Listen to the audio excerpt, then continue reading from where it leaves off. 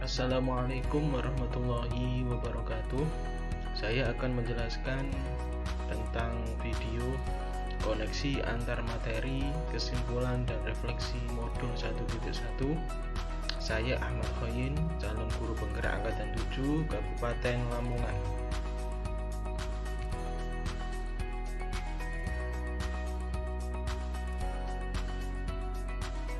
Sebelum mempelajari konsep pemikiran Ki Hajar Dewantara, dalam melaksanakan pembelajaran di kelas, saya masih kesulitan mendesain pembelajaran yang berpusat pada murid.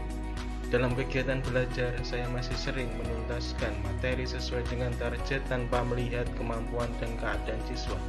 Selain itu juga, saya mengharuskan siswa untuk menguasai materi pembelajaran yang saya sampaikan dan harus mencapai KKM. Namun, saya jarang melakukan refleksi dari proses pembelajaran yang telah saya lakukan.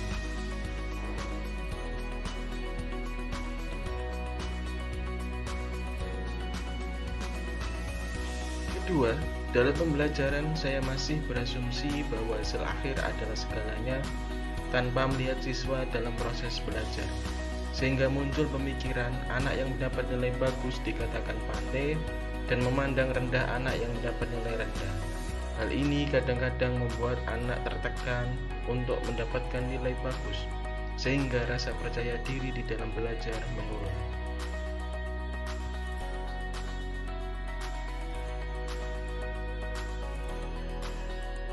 Ketiga, saya masih merasa kurangnya ada kedekatan secara emosional dengan siswa, sehingga penanaman nilai karakter kurang terbangun dengan baik. Contohnya, dalam pengkondisian di kelas, saya masih menggunakan hukuman dan ancaman untuk menekan siswa melaksanakan tanggung jawabnya.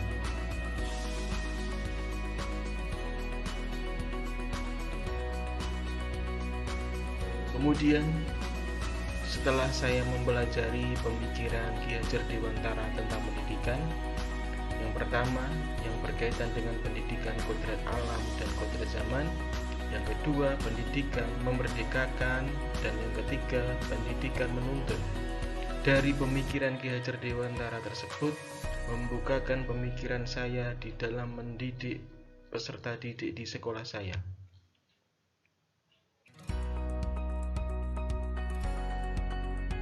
Setelah mempelajari konsep pemikiran Ki Hajar Dewantara tersebut,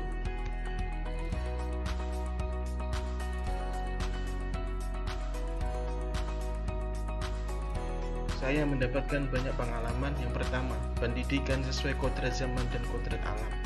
Di sini saya semakin paham bahwa setiap anak itu memiliki keunikan tersendiri. Setiap siswa memiliki karakter, bakat, dan kemampuan yang berbeda. Selain itu juga memiliki kekurangan masing-masing. Saya yakin dengan mendidik sesuai kodratnya, yaitu kodrat zaman dan kodrat alam, maka potensi anak akan muncul dan bisa ditingkatkan.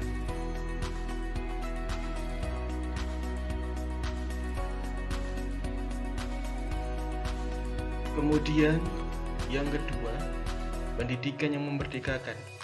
Pendidikan cara ini membuat siswa belajar tanpa tekanan, sesuai dengan karakteristik dan kemampuan anak. Siswa akan belajar sesuai dengan gaya belajarnya, seperti gaya belajar audio, visual, audiovisual, dan kinestetik. Tugas guru mendesain pembelajaran yang mengakomodir gaya belajar siswa yang beraneka ragam. Strategi yang saya lakukan adalah mengidentifikasi karakteristik siswa, mengetahui hambatan, kemajuan, dan tingkat perkembangan siswa di dalam belajar.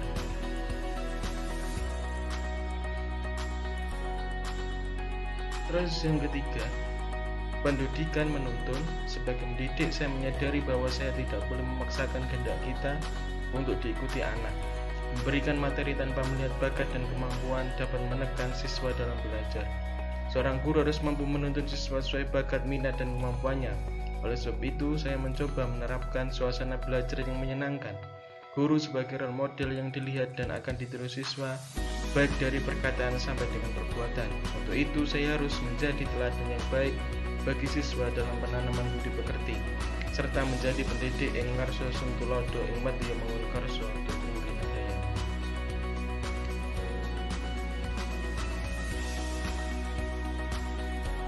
Adapun strategi untuk menerapkan dan mewujudkan pemikiran biadab kewarganegaraan. Yang saya lakukan adalah yang pertama, berusaha menjadi teladan baik bagi siswa berupa perkataan maupun perbuatan. Yang kedua, melakukan pembiasaan pendidikan karakter berkelanjutan. Yang ketiga, melakukan pendekatan secara emosional dengan cara memberikan motivasi dan berbagi cerita. Yang keempat, merancang pembelajaran yang berpusat pada siswa, memfasilitasi siswa dalam belajar sesuai bakat dan minat. Yang keenam, mengenali karakter dan latar belakang siswa dengan menjalin hubungan komunikasi dengan orang tua. Itulah materi